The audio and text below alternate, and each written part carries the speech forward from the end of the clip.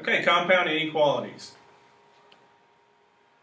Let's write a compound inequality that represents this phrase. All real numbers that are less than -3 or greater than or equal to 5.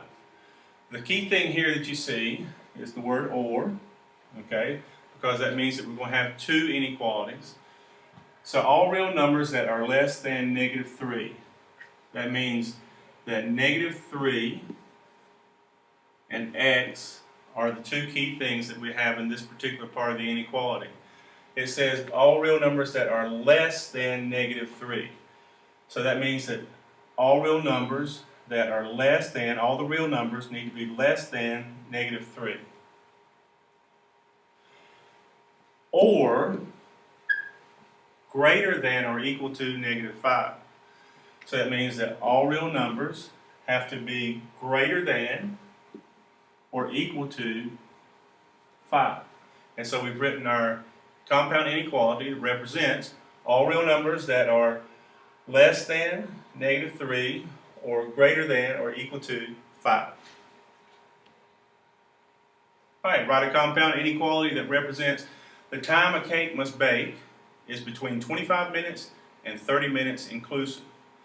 Now the word inclusive indicates that the 25 and the 30 are going to be included. So it can be 25 and it can be 30. Between is the key word here. Between, it means it's going to be a combination of things, which means that we're going to have an and statement.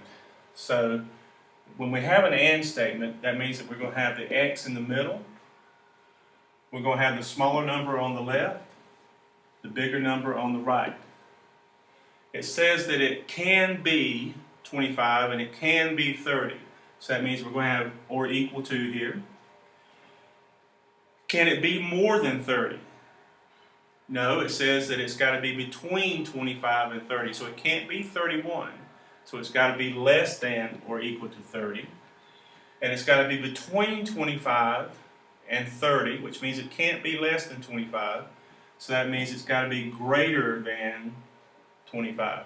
So this is our compound inequality that represents the time a cake must bake is between 25 and 30, and it's inclusive. That's why we have the equals part down here. Write a compound inequality that the graph could represent. When we look at this, this shows you that this is going to be an or, because there are two graphs here. So we write x is less than -3 or x is greater than or equal to, because it's colored in, 6. Write a compound inequality that this graph could represent. Now, you see that the last one had 2 in different directions. This one has one graph that indicates that it's an and compound inequality. So we're going to put our x here in between. We're going to put the -3 here and the 6 here. Now the x's have to be less than the 6. And because it's colored in, that means it could be the 6. So we put or equal to there. Now the x has to be greater than the 3. All numbers to the right of the -3 are going to be with the x. So that means it's going to be greater than, but it doesn't include it because you see the circle is open, so we do not put the or equal sign there. Solve this compound inequality. Now this is an and one, and the good thing about the and one is that you can solve it all at one time. This says -2.5x is less than 3, and -2.5x is greater than -2.5.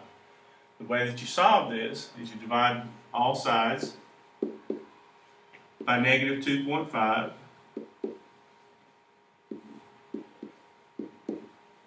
Okay, that cancels itself out, so we're left with x When you divide by a negative or multiply by a negative, it flips the direction of the sign. 3 divided by 2.5. Okay, solve this compound inequality. When you see the number that is between two other numbers, that tells you that it's an AND compound inequality. And the good thing about an AND compound inequality is that you can solve all parts of it at one time. So the thing that we can do is we see negative 2.5x is less than 3 and negative 2.5x is greater than negative 2.5. We can solve this doing everything at the same time. So we take the negative 2.5 that is in front of the x and we divide to get rid of it because it's currently multiplying. We divide all sides by negative 2.5. That cancels out. You're left with x. Because you divided by a negative 2.5, anytime you divide or multiply by a negative with an inequality, it flips the direction of the sign, so that greater than becomes a less than. 3 divided by 2.5 gives us 1.2, and it's negative. Over here it flips the direction of the sign, and 2.5 divided by 2.5, and both of them are negative, gives us 1. Okay, solve this compound inequality. This one is just different because it involves fractions. So let's get rid of the 3/4 by adding 3/4 to all sides.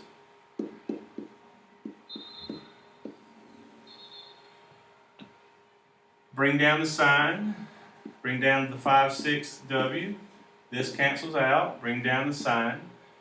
2 plus 3/4 gives us 2 and 3/4. And over here, this becomes negative 6 over 4 because we want it to be in fourths. So we go negative 6 and positive 3, that gives us negative 3/4.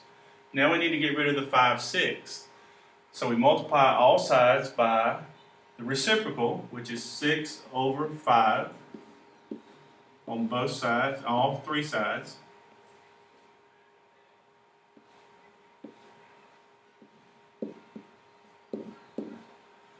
Okay, these cancel each other out. You're left with W.